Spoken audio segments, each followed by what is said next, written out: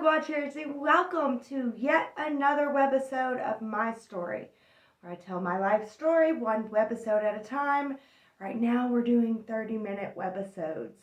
So I'm going to tell my story because everybody else likes to make up stories about me, so I might as well make up stories about me too. So that's what this is, a big made-up story that I pretend to remember of my life. So, oh my goodness, where was I?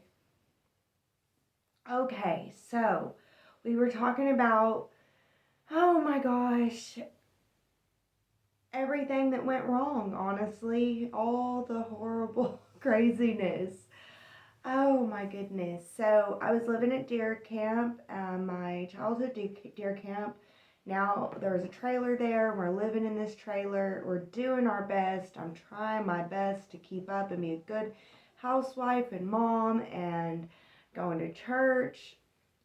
That didn't last. We ended up, but my kids, I made sure that my kids continued to go to church, and I continued to read the Bible and be really into church. I love religion and I love spirituality. I love God. I love Jesus. Jesus is in my heart. I have a special place in my heart for Jesus. But yeah, so oh my goodness, guys. Yeah, and we figured out that I'm crazy. I knew that there was something wrong with me, and I got labeled with borderline personality disorder. So, one thing that I didn't talk about whenever I got my borderline personality diagnosis, I talked about how my therapist didn't quite agree with it, but whenever I went to tell my mom that, I'm BPD, she was like, no, you're not. My mom studied psychology. She has a psychology degree, she worked as a therapist for years. And yeah, it made me so angry that she said that, because I don't know. It was like, of course I'm BPD. I was so happy to be BPD, even though the research and the way people talk about it, there was times whenever I was like, I don't want to say nothing, but I was happy to be BPD, and it resonated with me because there was definitely something wrong with me, and I felt like knowing that will help lead to healing. So there's that, and I don't know, it upset me that my mom didn't agree with the diagnosis. I thought that she didn't want it to be that way because she didn't want the trauma that she did to me to be real. Like, she wants to pretend that I never was traumatized by her, but I was. I went through some intense stuff, but I'd also know that she was doing the best that she could do also. So there's that. But yeah, now, I'm an adult and it's my responsibility to take care of myself. And I'm with Dave, and Dave has his own traumas that he's working on. I have my own traumas that I'm working on. Oh my goodness. So it is what it is. And okay, so for this webisode, I want to talk about something that I don't want to talk about, which, isn't that how it is for all the webisodes, honestly? But honestly, this webisode is a webisode for adults only, so I do want to put that out there. I'm going to be talking about adult subjects, so adult themes, adult things that happened. So, oh my goodness.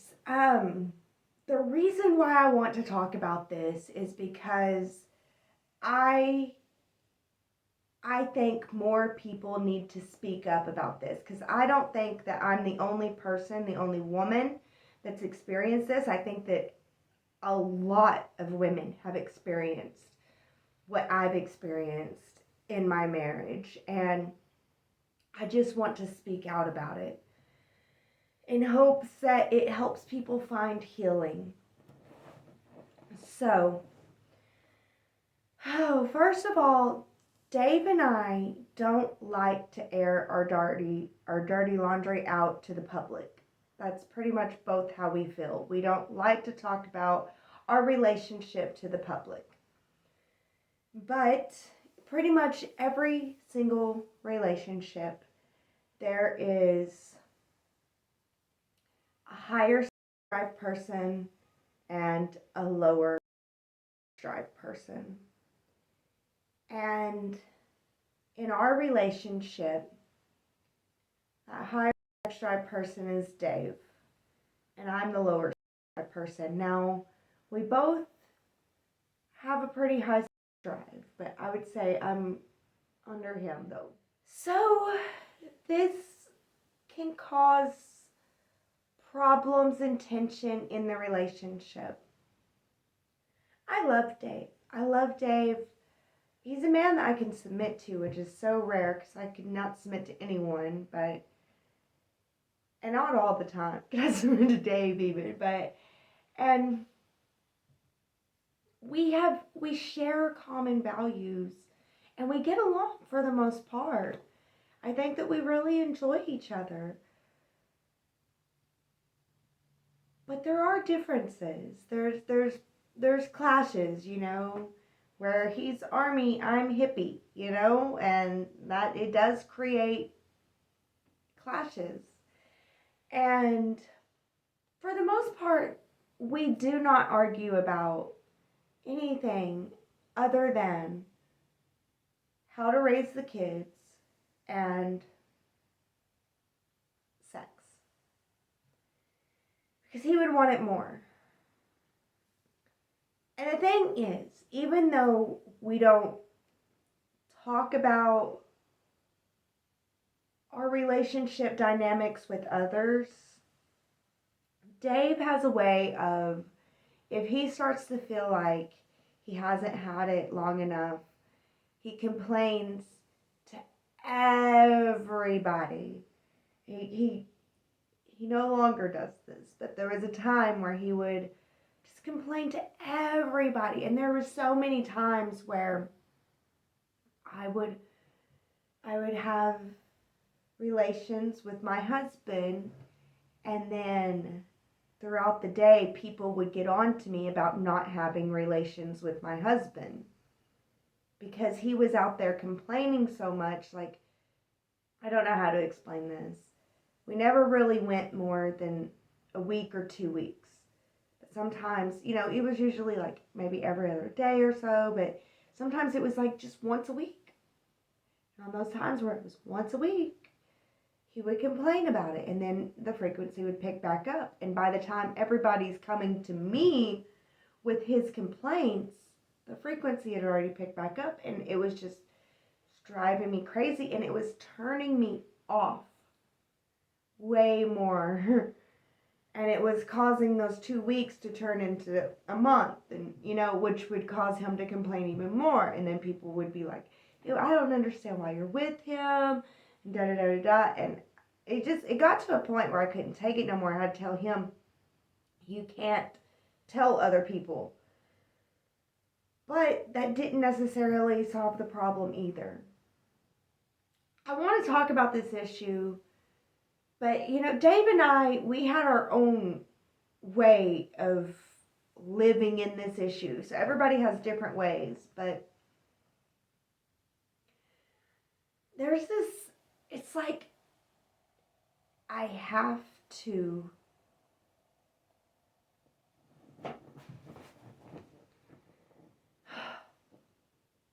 it's like I'm forced to be intimate whenever I don't want to. And the forcing of the intimacy is what makes me not want to. And it's so confusing. And as a girl in society, and especially in Christian society, they pretty much teach you that, you have to, you've got to just give it to him, whether you want it or not. You've got to give it to him. And that's how I felt. And the more I did that, the more it grated on my soul.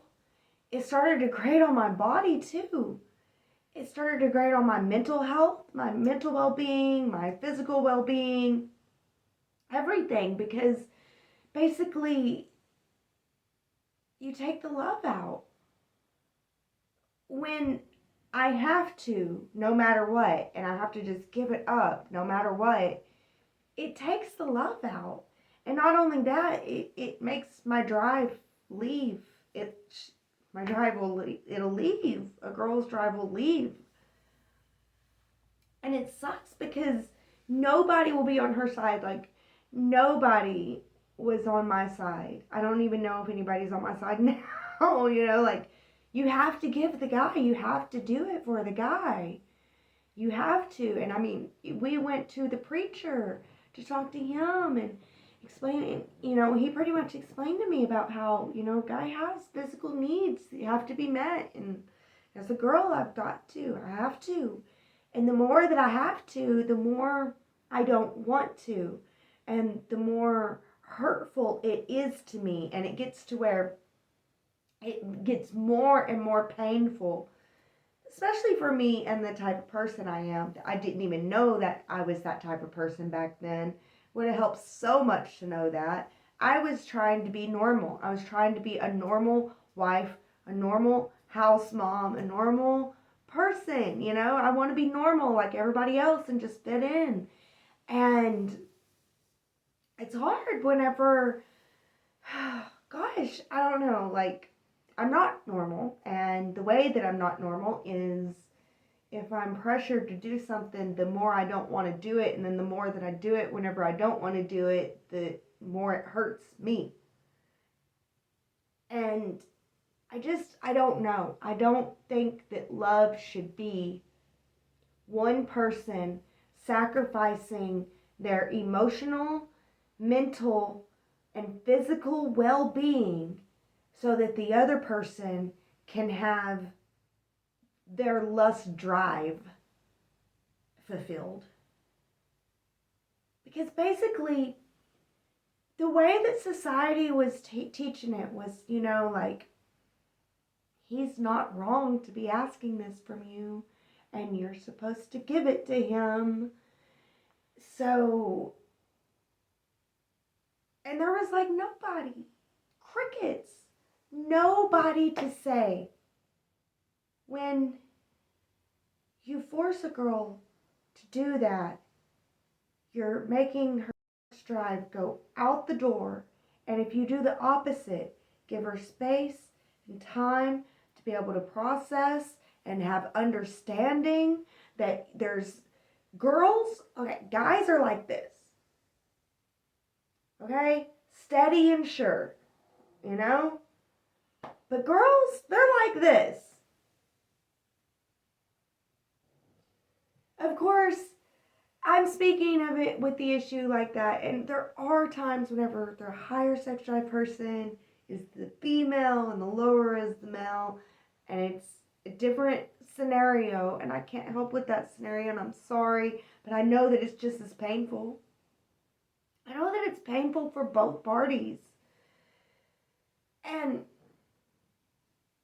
I think that whenever we were living in Deer Camp, that was the first time that the clash of that really started to happen. And for me, it's really highlighted because he spoke to other people about it. It felt like a betrayal to me because we don't speak about our relationship outside. We keep it, we keep our relationship private and to us. And so it was kind of like a betrayal, but we were able to fix that. Whenever I talked to him about that, he was like, I'm so sorry. I didn't mean to betray me. He was just going with his lust. And it just, I know that I'm not explaining things right. I'm going all over the map with this. And if you can follow me, then you can follow me. But I'm trying to explain. From the girl's point of view, it seems like the guy has lust, not love. He has lust for her, not love for her. And all of society is saying, well, he's supposed to have lust for you and you've got to make sure and feed and nurture his lust. You have to, and he'll never give you love. You just got to get over that. You got to get over the fact that you want love making to be love. You want love in your love making. Get over that and understand that love making is just lust nursing is what it feels like. Is what it turns into. And then from there it turns into I'm a slave. I don't know. It doesn't feel good. It doesn't feel right. And honestly, I don't want to leave you guys hanging with this one because I do, like, the thing about me telling my story in the little webisodes like I do is I kind of want y'all to feel how it, these things lingered. There was a lingering to this stuff. It started at honestly, it started way before that. It started whenever Dave got home. And then it started at the deer camp. And then whenever we moved to the next place, this problem was still there. Whenever we moved to the next place, this problem is still there. This problem is still there today. Today. The only thing about it is I've learned so much more. And I do want to share that knowledge if I can, if y'all don't mind. Because, so basically what I'm saying is that this is a problem that was there. And I'm trying to show you the depth of this problem, because instead of letting it be like, this is the problem that was there, and talking about all the other stuff that happened during this time and going on with my timeline, I want to give some hope in this webisode with that issue, because there was a point for me where I realized that all of this advice of give it to him anyway, do it anyway, was killing me. And that if love is about killing the other person, sucking the other person dry until there's nothing left of the other person, then I don't want love, basically. And I had a stubborn determination to find the truth, and I had a lot of luck and stumbles that helped me find the truth. And I'm so thankful that I did. Because if I would have never found the truth, that the advice of you have to give it to him anyway, he's doing nothing wrong, there's no way that I would be living with the awesome life that I'm living with now had I followed that advice. Just period. It is such bad, toxic, horrible, awful advice. And a lot of Christians think that it's biblical. That it's biblical for a man to not have to love his wife like Christ, and for a woman to just slave and be a piece of meat for her man. That they think that it's biblical. Like I said, the way that I said it. Because it's biblical for a man to love his wife like Christ. Like that, though. There's a better way. There's a better way, but you're not going to find it if you think that it's okay to continually serve his lust. Because that's what it is. It's not love. It's lust. We're serving the male lust. And it feels disgusting. But it could be beautiful. It could be beautiful if we told the man, you need to be accountable for your lust, and we told the woman how she can empower herself. So that the bedroom could be a wonderful place. And it was hard. I mean, this is hard. This isn't something that you want to talk about. You don't. Of course, you definitely don't want to talk about it as a woman. Like the man, he'll go out and talk about how woe is me, woe is me. She won't give me any, woe is me, woe is me. But as a woman, God forbid you say I'm not giving you any. You're basically telling all the girls to go steal your man, and you're basically, I don't know. You're inviting people to look down upon you, to look bad upon you. There's nothing good about it. So, you don't really speak about it. Women, we don't speak about it. We would prefer to put on our masks and be, I'm a good wife. I'm a good wife. He's lucky to have me. I'm a good wife. It's so much better to put on our masks and do our best to serve that lust and just watch our drive go out the door and not understand why. But I was determined. I was determined to find an answer. I had to find some kind of answer. I had a friend at the time, and I had gotten into another argument with Dave, and I mean, I would just get so sad because I felt so misunderstood.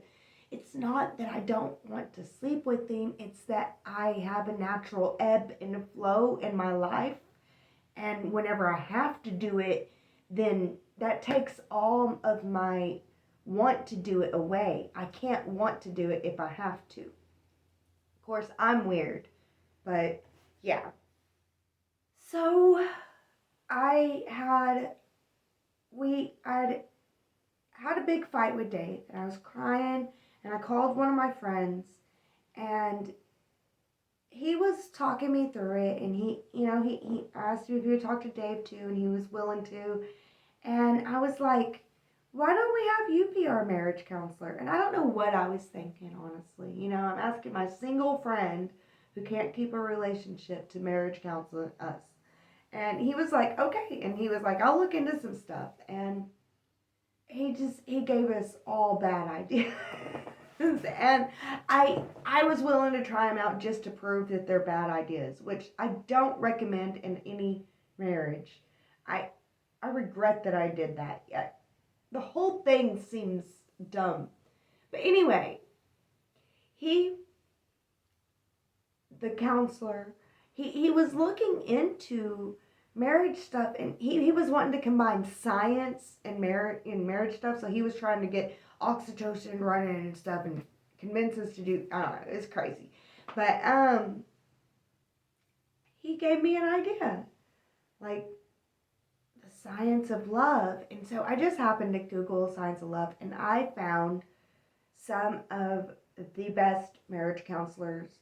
And I'm not even affiliated with anybody at all, but I'll go ahead and say their name. The Gottman Institute.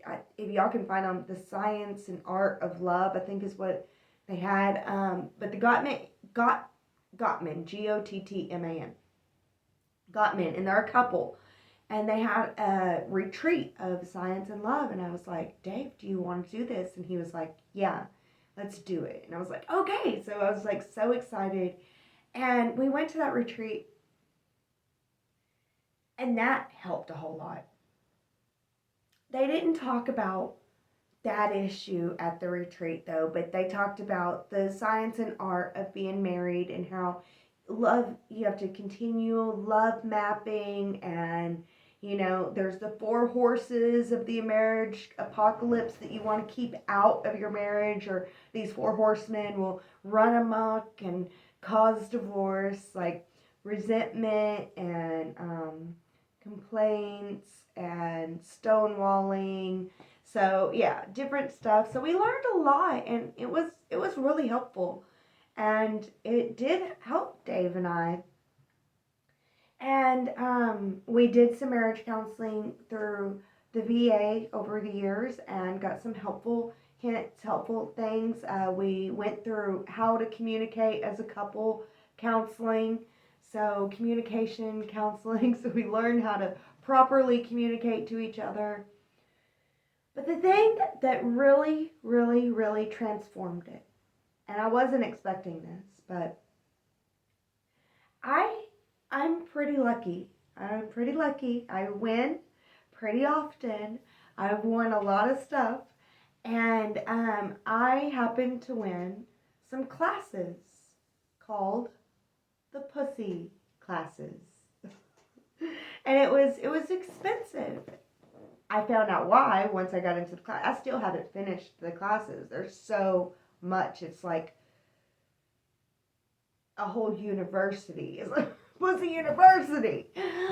So anyway, I had won these classes, and so since they're free, I decided to take them at a leisurely pace and learning about this stuff. And there was a pussy oracle, pussy witch, and just all kinds of people to help empower women with this stuff. I learned that, well, first of all, there's all different kinds of sexuality. There's all different kinds of sexuality.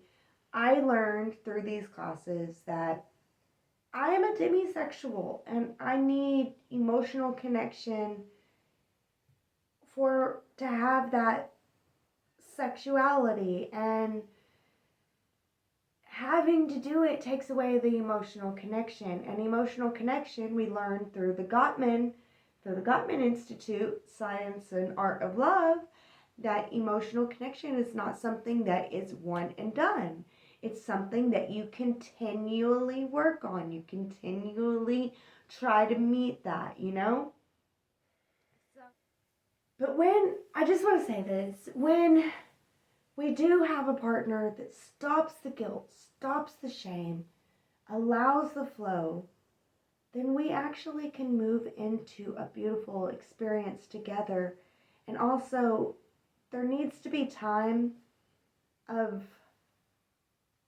what I would call pleasure touch, where it's not necessarily, doesn't have to go all the way. It's just learn to enjoy each other. I don't know. I can't put it all in one webisode for you guys, but I did spend years worth of my marriage here for you guys to let you girls to know, if there's any girls out there, you're not alone if you feel trapped. And there is a way out. There's a way out with your partner. I found a way out with my partner. It took a lot of communication, a lot of time, and a lot of understanding on his part. So it's not easy. It's not going to be easy. I can't promise that, but it's worth it to try to find answers. And the answer can't be, I just have to give it up them.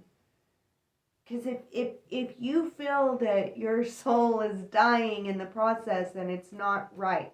There's a way for you to flourish. I don't know.